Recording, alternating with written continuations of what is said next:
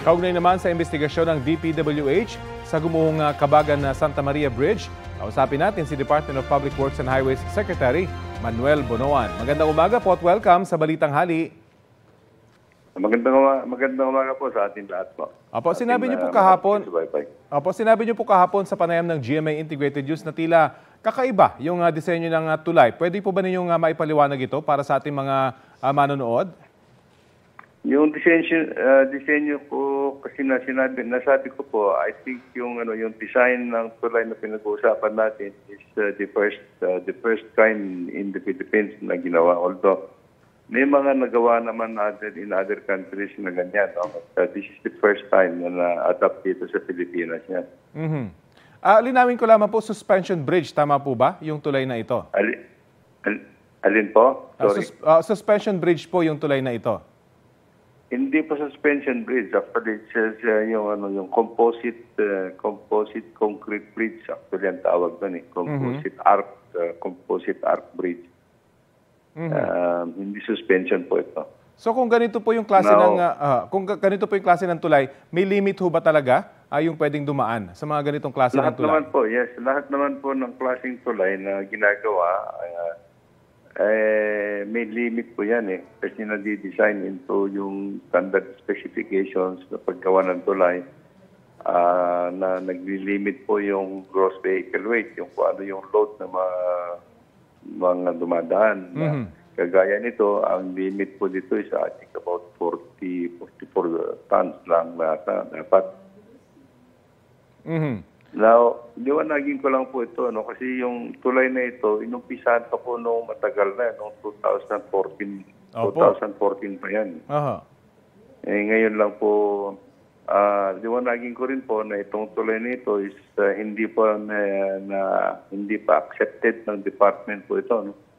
Nasa kuwan pa rin ng contractor ito dahil dapat marami pa yung test na gagawin bago namin ma-accept.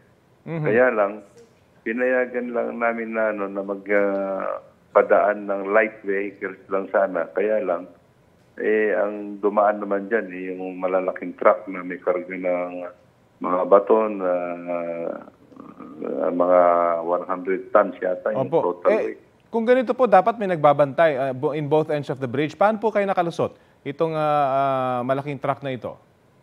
Gabi po sila lumusot gabi. So, gano'n na. So, this is part of the investigation na ginagawa po namin para matingnan natin kung saan nagkulang, ano ba yung nangyari, bakit nga ba nasira. Ito, we are continuously undertaking yung technical investigations. And at the same time, para malaman natin kung na-compromise pa yung other parts of the bridge, humihingi kami ng tulong pa ako dito from another party like yung Association of Structural Engineers of the Philippines para matulungan kami mag-assess.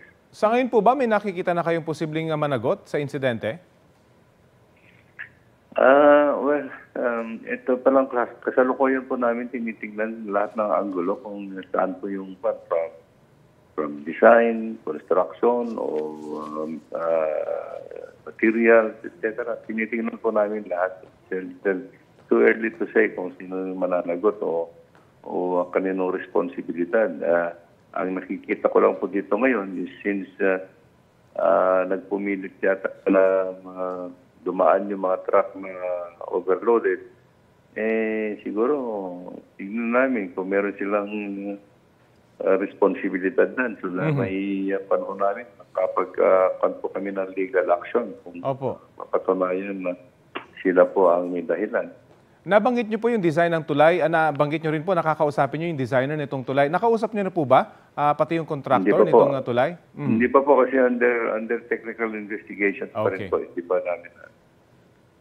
Sige po, hihintayin po natin itong progress ng inyong investigasyon dahil posible ma-compromise. Ang importante po dito, ang importante po sana dito is makita namin po yung kinalalagyan ng tulay ngayon para kung kailangan natin ma-rehabilitate kaagad para magamit yung tulay. Oo nga po. Focus po namin ngayon para we continue with the investigations but ang ang pinagtutuunan ng pansin namin is how we can repair the bridge at the earliest possible time po. Okay, sige po. Maraming salamat po sa oras na ibinahagi nyo sa Balitang Hali. Salamat din po. Si DPWH Secretary Manuel Bonoan.